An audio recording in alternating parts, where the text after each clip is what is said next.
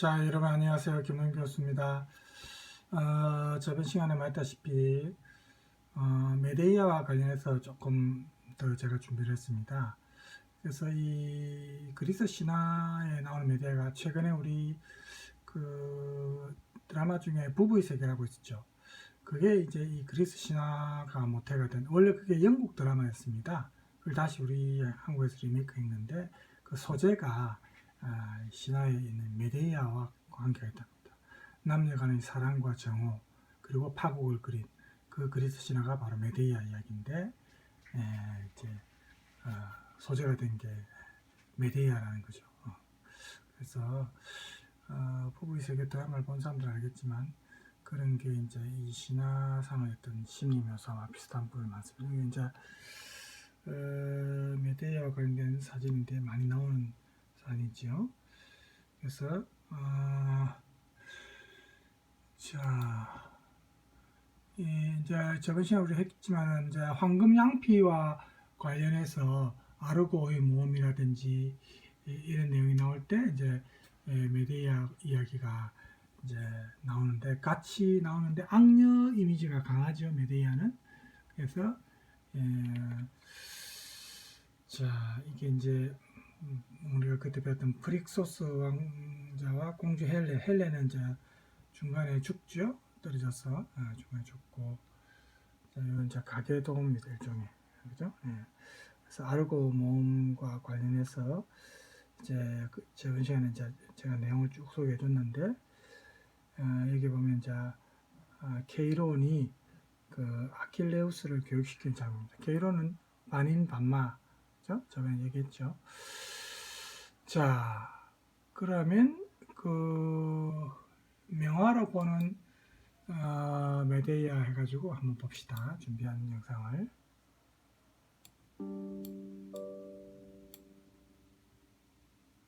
메데이아는 황금 양털이 보관되어 있던 미지의 땅 콜키스의 공주이며 하늘에서 모든 것을 보고 있는 태양신 헬리오스의 손녀이며 가장 강력한 마법을 부리는 키르케의 조카이다. 모든 마녀들의 우두머리인 헤카테의 딸이라는 이야기도 있다. 황금 양털을 구하기 위해 콜키스에 온 그리스의 영웅들을 도와주어 그들의 임무를 완수하게 만들어준 결정적인 역할을 해준 것이 메데이아이다. 메데이아는 황금 양털 원정대의 대장 이아손을 사랑하게 되었고 마법을 부릴 줄 아는 메데이아의 도움이 없었다면 그들의 모험은 절대로 성공할 수가 없었다. 메데이아는 원정대를 돕기 위해 아버지를 배신하고 조국을 배신하고 남동생을 죽였다. 사랑에 눈먼 그녀가 못할 일은 없어 보인다. 마법에 능한 메데이아는 여러 번 마법을 사용하였다. 콜키스의 불을 뿜는 황소로부터 이아손의 몸을 보호하기 위해 마법을 사용하였고 황금 양털을 보호하는 잠들지 않는 용을 잠재우기 위해서도 마법을 사용하였다. 이아손의 아내로서 이아손의 늙은 아버지 아이손에게 젊음을 주는 마법을 사용하였고 이아손의 원수인 펠리아스를 죽이기 위해서도 마법을 이용하였다. 이아손에게 버림받은 후 이아손의 새 아내 글라우케를 죽이기 위해서도 마법을 사용하였다.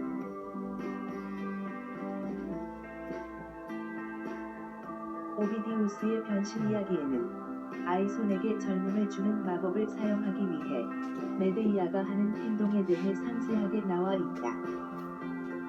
메데이아가 불 위에 올린 가마솥에서는 약초즙이 흰 거품을 내며 부글부글 끓고 있었다. 메데이아는 여기에다 하이모니아 계곡에서 거두어온 약초의 뿌리와 종자와 꽃과 즙을 넣고 또 극동에서 가져온 돌, 오케아노스의 파도에 씹힌 자갈, 보름달 밤에 내린 이슬, 부엉이 고기와 날개, 인간으로 분답할 수 있다고 믿어지던 이리의 내장을 넣었다. 메데이아는 또 키니키스의 시내에 산다는 돌뱀의 여기서 인간으로 둔갑할 수 있다고 믿어지는 이리의 내장. 이리가 늑대인데 우리 전설 고향에서 구묘가 생각나죠. 그러니까 이게 서구의 그 신화인데도 우리 전설하고 비슷한 내용들이 좀 있네요. 그죠? 장수하는 짐승으로 유명한 노루의 간장, 270년 묵은 가마귀 대가리와 부리를 넣는 것도 잊지 않았다. 미개한 나라에서 온 공주는 인간의 힘으로는 도저히 불가능한 이 일을 이루기 위해 이름을 알 수 없는 수백 가지의 약재를 정해온다.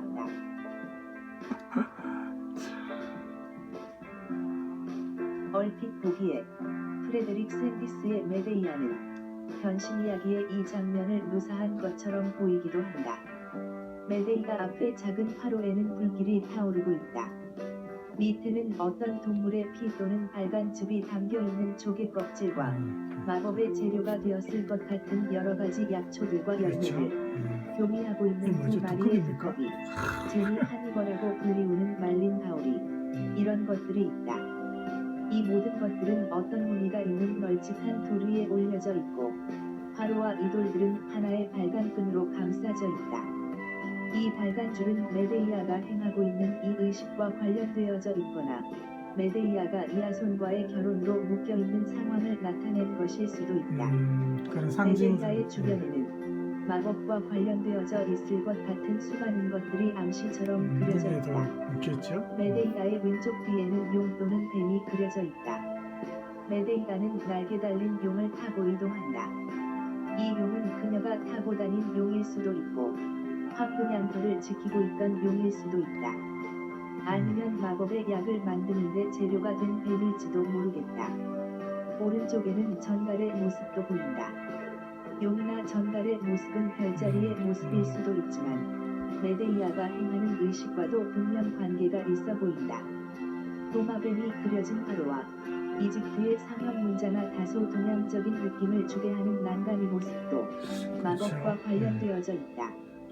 올빼미는 죽음과 지하세계와 관련된 것이고 풍뎅이는 장래의식과 관련되어졌을 것이다. 올빼미고 풍뎅이지. 강한 독을 가진 코브라가 반복해서 등장하고 이집트의 신처럼 보이는 그림도 있다.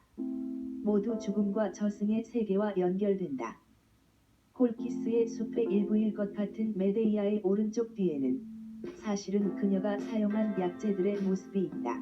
그러네요. 벨라도나, 아코나이트와 같은 약초들은 독초로 유명한 것이다. 그리고 이 약초들의 아래쪽에 이 있는 그림 속에 많은 난간의 게 숨겨져 코브라들은 있네. 마치 이 약초들의 뿌리처럼 보인다.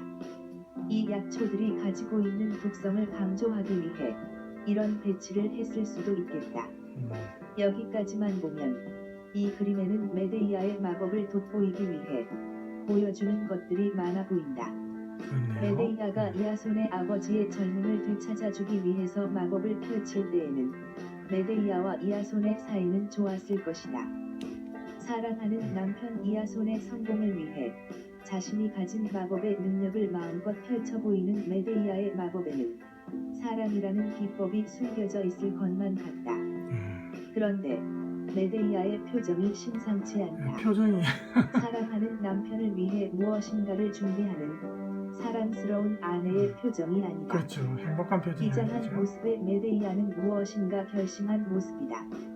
이 장면은 이아손이 메데이아를 버린 후의 모습인 것이다. 네, 그렇죠. 자포자기한 메데이아에게 사랑이란 남아있지 않았다. 그녀에게는 정말 돈만 남아있는 것이다. 악만 메데이아는 남았죠. 붉은색 목걸이를 끌어당기고 있다. 산으로 만든 이 목걸이는 행운을 가져다주는 마력이 있다고 전해진다. 그녀의 행복한 결혼 생활은 이미 끝났고 그녀에게 이 목걸이는 더 이상 필요 없는 물건이 된 것이다. 교미하고 있는 두꺼비는 남편의 불신을 상징하고 있다. 메데이아는 애써 두꺼비로부터 시선을 회피하면서 새로운 마법을 준비하고 있는 것이다. 메데이아의 뒤에는 배와 황금 양털이 보인다.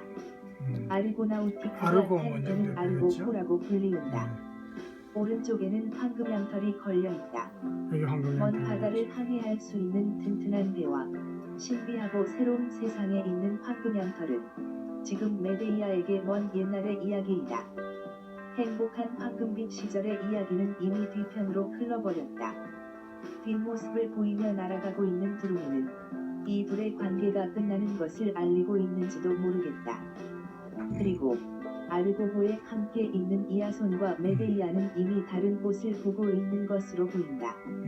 이들의 사랑은 애초부터 행복의 결말이라는 것은 없을 이쪽 것이라고 보고 암시하는 이쪽 것 보고 있네. 같다. 메데이아의 주름진 옷과 어둡고 지저분한 느낌의 마법의 도구와 대비되는 메데이아의 매끈하고 하얀 피부는 과거와 현재, 사랑과 이별, 삭과 죽음과 같은 이분법적인 대립을 함께 표현하고 있다.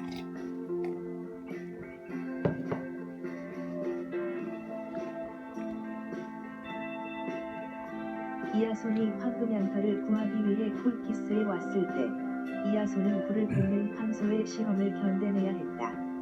이때 메데이아가 이 불길에서 살아남을 수 있도록 이아손에게 마법의 연고를 주었다고 한다. 그렇죠. 이제 저번에 나왔죠? 메데이아는 이아손의 새 고약, 식구를 그죠? 불태워 죽이려고 한다. 이아손에게 도움을 줄 수 있는 사람도 이제는 없다.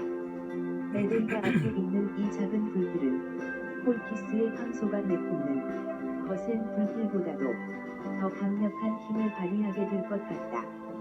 메데이아가 들고 있는 컵에는 황소의 형상이 그려져 있고 컵의 끝에서 불길이 타오르는 듯하다. 이아손에게 주어진 불을 뿜는 황소의 시험은 아직까지 끝나지 않았던 것이다. 예. 이 그림 한 편에 이렇게 많은 상징이 내포되어 있다니 놀랐습니다. 우리는 그냥 그 메데이아가 좀 슬퍼하는, 괴로워하는 그런 표정에, 그죠? 메데이아만 봤는데 주변에 상당히 많은 그 비유나 상징이 들어가 있네요. 자, 그 다음에 메데이아 이야기와 관련해서 이제 왜 메데이아가 희대의 악녀가 되었을까 하는 그 내용에 대해서 제가 이제 좀 준비를 했는데, 잠깐만요. 이게 1, 2, 3부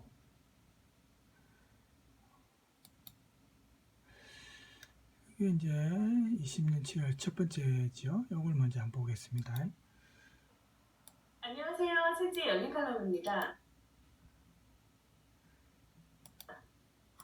여러분, 나쁜 여자, 그냥 나쁜 정도가 아니라 끔찍하고 잔인하며 소름 끼치도록 섬찟한 악녀, 누가 떠오르시나요? 무시무시하고 있다고 하죠. 메데이아라는 인물의 이야기부터 해야 합니다. 자, 그러면 지금부터 신화 속 영웅이지만 사실은 좀 찌질한 이아손의 찌질한. 이야기부터 들여다보죠. 야손과 관련된 내용이죠. 신화의 시대에 이올코스라는 나라가 있었어요. 그 나라엔 아이손이라는 늙은 왕이 있었고 그에게는 이아손이라는 어린 왕자가 있었습니다. 아무튼 이 늙은 아이손 왕에게는 힘세고 젊은 아우 펠리아스가 있었어요. 이아손 왕자에겐 힘센 숙부가 있는 거겠죠? 벌써 뭔가 심상치 않은 냄새가 납니다. 그렇죠. 저번에 주변에서 다 나온 사람들이죠. 늙은 왕인데 이름은 이제 우리 발음은 아이 하면 그죠. 그래서 어쨌든 이름 반대로 생각하면 되겠어요. 아이손이 늙은 왕이고 이아손이 어린 왕자입니다. 원래 왕가에서 힘센 숙부는 항상 위협적이고 위험한 존재인 법이죠. 우리나라도 그렇죠. 야신과 펠리아스는 중신들을 포섭해 역사적으로 가장 흔한 시나리오를 만들어냅니다. 형님은 이제 연로하시어 정사를 보시기 힘드실 테니 쌩쌩하고 힘 좋은 나 펠리아스가 왕자 이아손이 상성할 때까지 왕위를 이어 왕족을 번성시키고 탄탄히 만들겠습니다. 라는 명분을 만들어 아이손을 밀어내고 왕위에 오릅니다.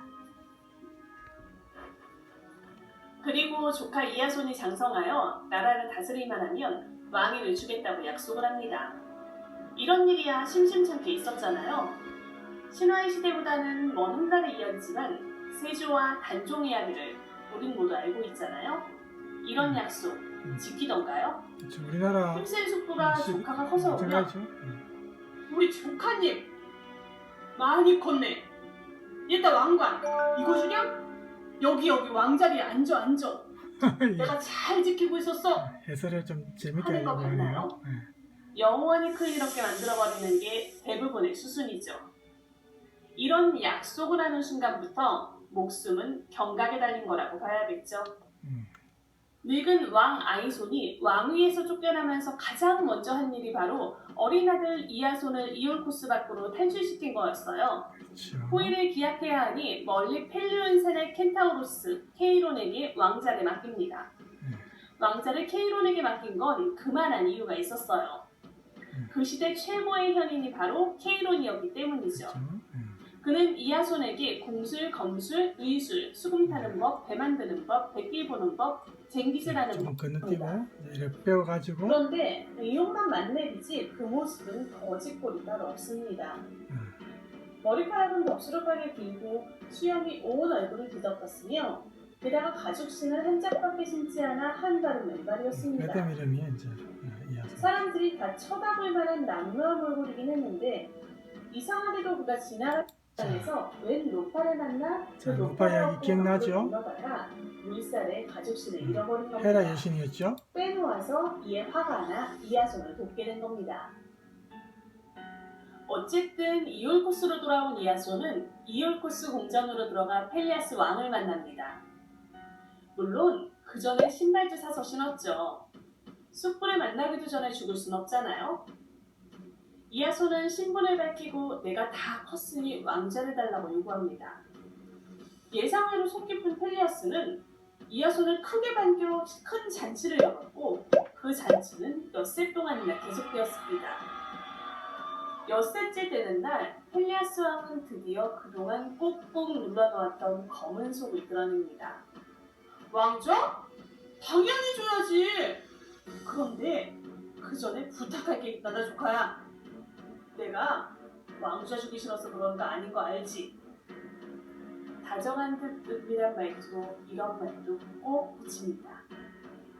콜키스에 우리 보물 금양모피 있는 거 알지? 그 금양모피와 프릭소스 일고를 좀 수습해 오는 게 어떤가?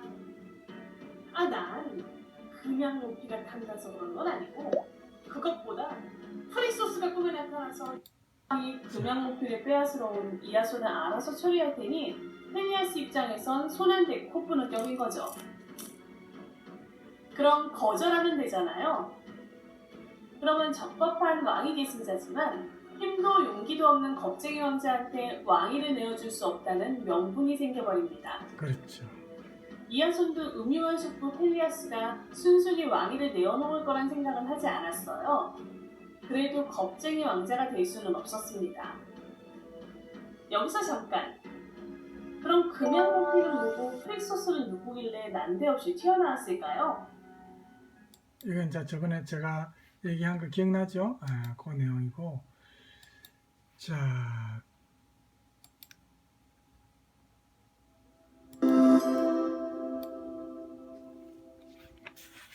그 괘씸죄에 펠리아스가 딱 걸려버린 거죠. 어쨌든 이하손이 자신의 내력을 말하고 콜키스에 온 이유를 말하려는 순간 메데이아가 나서서 그의 말을 확 잘라버립니다. 위대하신 왕이시여, 먼 곳에서 온 나그네에게 물과 음식, 술을 베풀어 쉬게 한 후 온 연유를 물어도 늦지 않을 거라 생각합니다. 이런 말로 왕에게 조언해 시간을 법니다. 이하손의 입에서 금양모피의 금자만 나와도 죽을 테니 그의 목숨을 구한 것이기도 합니다. 메데이아의 행동은 이때부터 또한 벌써 아버지가 많은 도움이 이하손을 되네요. 쉽게 죽이지 못하도록 하기 위한 것이기도 했어요. 제우스 대신을 섬기는 인간은 절대로 제우스 하면 신이죠. 안 되는 불문율이 있었어요. 한 번이라도 밥상을 함께한 나그네는 절대로 죽이면 안 된다는 거였어요. 똑똑한 메데이아가 바로 이 점을 이용한 거랍니다. 이로써 아이에테스는 적어도 자기 손으로는 이하손을 해칠 수 없게 되었답니다. 한 상에 앉아 함께 식사를 하고 술도 나누어 마신 후 아이에테스 왕은 이하손에게 콜키스에 온 이유를 물어봅니다. 그러자 이아손은 프릭소스의 유해와 금양 목표를 요구합니다.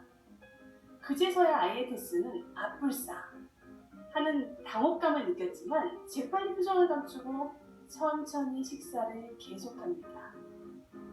이미 한상에서 식사를 했으니 함부로 죽일 수도 없고 그렇다고 아까운 금양 목표를 내어줄 수도 없고 아주 천천히 음식을 먹으면서 고민을 했죠.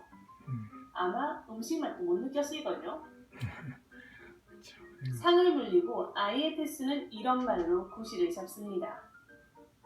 그대의 숙부인 펠리아스 왕은 그대에게 왕위를 물려주어야 마땅한 것 아닌가? 이에 이아손은 이렇게 답합니다. 이렇듯 먼 곳으로 보낸 걸 보면 왕위를 감당할 만한 그릇인지 시험해보고 싶은 것이겠지요.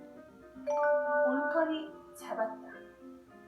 어떻게 하든 무기를 내어주지 않을 트집을 잡아야 할 아이에테스는 하면 금양 모피를 내어주어야 하는 나도 그대의 그릇을 시험할 수 있는 것 아닌가?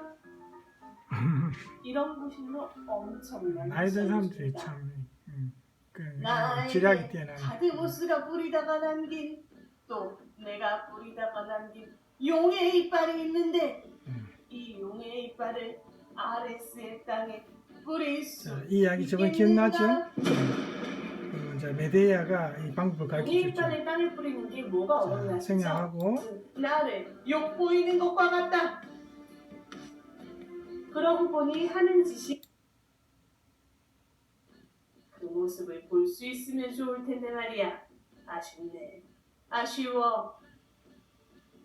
입꼬리에 음흉한 미소까지 머금고 생각이 꼬리에 꼬리를 묵니다. 라는 말을 듣고 아들들이 무사하다는 사실에 안도했어요. 그런데 아들 편에 서서 이아손을 도와야 하지만 그 일이 너무나 위험한 일인지라 어찌할 바를 모른 채 근심으로 깊어갔어요. 그러나 그들보다 더 온갖 생각에 휩싸여 잠 못 이루고 있는 여기 한 사람. 바로 메데이아죠. 이아손을 본 순간부터 번개불에 맞은 것처럼 숨이 턱 막히며 심장이 벌렁벌렁 콩닥콩닥 분명한 부탁을 시작하는 그 순간은 이아손이 죽는 순간이었어요. 자신이 조국과 아버지를 위한다는 명분으로 그를 내버려둔다면 메데이아가 어쨌든 그것은 도와주고 자녀들이었죠. 자 넘어갔어. 보고 있으면 그 사람이 죽을 거라고. 그걸 볼 순 없어. 생각만 해도 미칠 것 같다고. 신들께 기도를 해볼까? 신들이 항상 제때 기도를 딱 맞춰 들어주시는 것도 아니고 안 들어주실 때도 있잖아? 감사하면서 그를 살렸는데 만약 자, 그리고 지금 시간 관계상 자,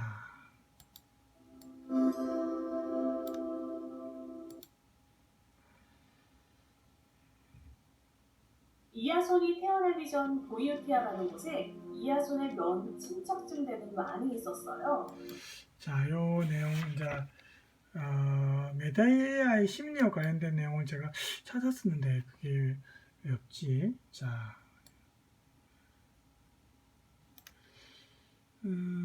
제가 지금 의 화신으로 변하는 가성적인 힘은 공포와 전율을 불러일으킵니다. 에우리피데스의 메데이아는 희곡 문학사상 가장 놀랍고 개성적인 인물의 이 작품입니다. 였습니다. 이 내용을 그럼 이제부터 에우리피데스의 메데이아를 살펴보겠습니다. 메데이아의 첫 시작은 갓난아이 시절부터 메데이아를 보살펴온 유모의 한탄에서 시작됩니다. 유모의 한탄은 메데이아와 이아손의 지난날의 모험에 대한 내용을 담고 있습니다. 그 모험의 내용을 살펴보면 이아손의 아버지 이아손은 이복 형제인 펠리아스에게 왕국을 뺏겼다. 이아손을 경계하던 펠리아스는 그를 부추겨 콜키스의 아이에테스 왕이 가지고 있는 황금 양피를 구해오게 하였다. 이아손은 펠리온산의 나무로 큰 배를 만들어 많은 영혼들과 함께 모험을 떠났다. 그들은 심플레 가데스라는 바위 사이를 간신히 통과하는 등 수많은 모험 끝에 콜키스에 닿았다. 이아손은 왕의 딸인 메데이아의 도움을 얻어 무사히 황금 양피를 가지고 이올코스에 귀국했다. 그 후 메데이아는 펠리아스에게 복수하기 위해 우선 늙은 숫양을 잘게 썰어 약초가 든 큰 가마에 집어넣고 삶아 그 숫양이 젊어져 나오는 것을 그의 딸들에게 보였다. 달들은 펠리아스를 똑같이 토막내어 큰 가마에 삶았으나 메데이아는 가짜 약초를 넣었으므로 딸들은 아버지를 죽인 결과가 되었다.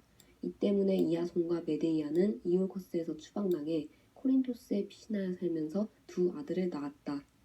이는 이야기가 전개되기 이전의 내용으로 극은 다음 내용부터 전개됩니다. 자, 그렇죠. 아르고호의 무사들이 황금 양털을 찾아 가지고 귀환한 지 10년이 흘렀다. 그동안 이아손과 메데이아는 코린토스에서 안락하게 살았다. 부부 사이가 화목하고 자녀들에게 헌신적인 모범적 결혼 생활이었던 셈이다.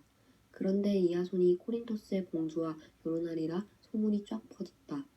유모는 이때부터 간나나의 이제 시절부터 메데이아가 악녀로 메데이아를 보살펴왔다. 메데이아의 유모는 분노와 절망의 표정이 완연하다. 이후 절망에 빠진 메데이아가 통곡하며 오 이 비참한 운명이여, 이 고통이여, 저주받은 자식들이여, 이 어미는 너희들 또한 저주한다. 모두 죽어버리거라. 자기 자식들 너희들과 맞아 너희들의 죽이지. 애비는 이 집과 함께 모두 없어져 버리거라. 라는 저주의 말을 내뱉습니다. 이어 그녀는 코린토스의 크레온 왕으로부터 나라를 떠날 것을 요구받고 그녀는 왕의 말대로 떠나되 떠날 준비를 할 하루의 시간을 얻게 됩니다. 그리고 바로 그녀는 복수의 집념을 보이며 다음과 같은 대사를 읊습니다. 그들의 결혼을 나는 고통과 슬픔으로 만들어줄 테야. 그들이 만나고 결혼한 것이 고통이 되고 나를 추모한 것이 슬픔이 되도록 말이야. 자, 메데이아여, 너의 요술을 부려 개교를 만들어내자꾸나. 너의 용기를 시험하는 이 복수의 사륙을 시작하라. 지금의 네 처지를 돌아보라. 시시포스의 후예들에게 이아손이 짝이라고 비웃음을 사고 있지 않느냐?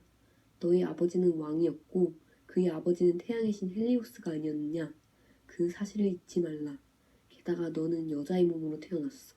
숭고한 일 앞에서는 연약해지지만 악을 꾸미는 일에는 놀라운 재주를 가지지 않았느냐 말이다. 이어 메데이아와 이아손은 언쟁을 벌이게 됩니다. 이 부분에서 이아손은 메데이아를 왕과 공주에 대해 비난을 퍼붓는 미치광이로 매도하여 추방당할 처지의 그녀와 아이들을 돕기 위하는 양 보이지만 결국 그 또한 추방에 반대하진 않습니다.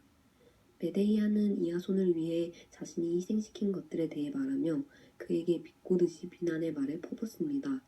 이아손은 공주와의 결혼이 가정을 튼튼하게 하기 위한 것이라 말하지만 메데이아는 그의 말이 허울 좋은 변명일 뿐이라 생각하며 남몰래 결혼을 준비하는 것에 대해 따져 묻지만 이아손은 가정을 위한 것이라는 말만 되풀이하며 언쟁은 끝이 납니다.